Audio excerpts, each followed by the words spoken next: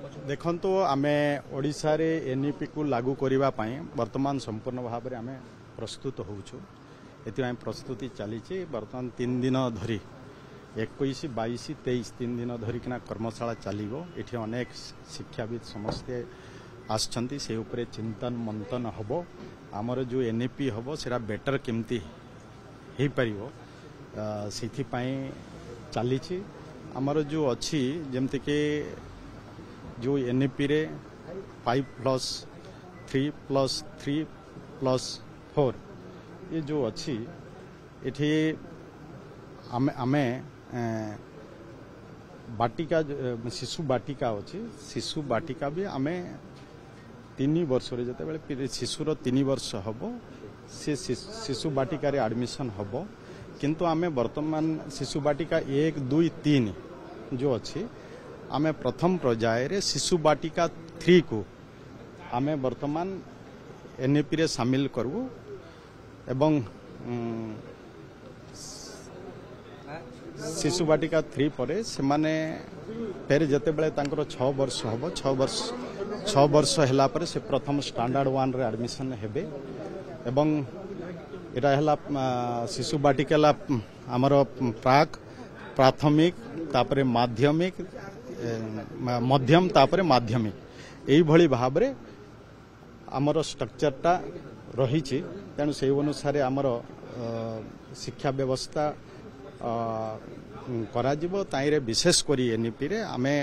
केमिति जेमिति कहला कि आमर निपुण ओडिशा निपुण भारत को आमे निपुण ओडिशा ओडिशा रे already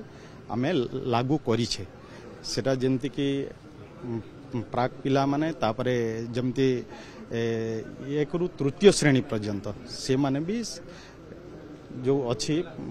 foundational literacy and numeracy ये जो मौलिक साक्षरता और संख्या ज्ञान ये विषय को पिला माने आवरण करि परिबे ता पई एफएलएन रो व्यवस्था है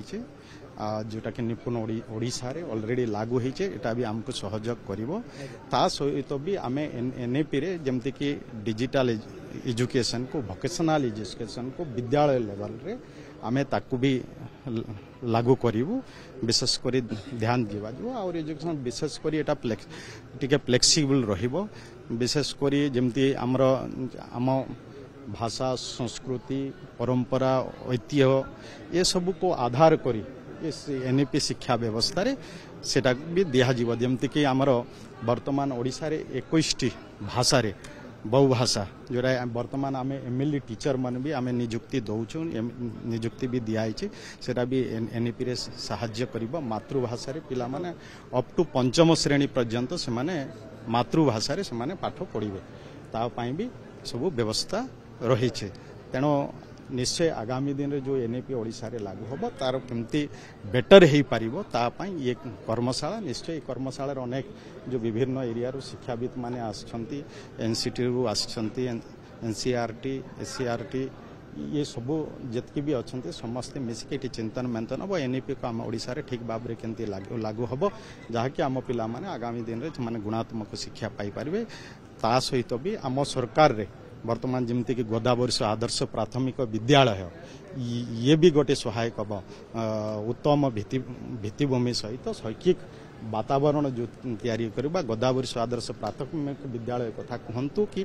पीएम श्री स्कूल रो कथा कहतु ये भी वर्तमान आम ओडिशा रे करबा को जाउछु तेणु ये सब जदि देखा जीवो विशेष करिकना शिक्षक रो नियुक्ति कथा भी ए सबुरे आमे आम पई उहे तो एनईपीटा चैलेंज हो पारे किंतु आम निश्चय ये चैलेंज को स्वीकार करी आम ओडिशा रे शिक्षा व्यवस्था रे परिवर्तन आने प्रयास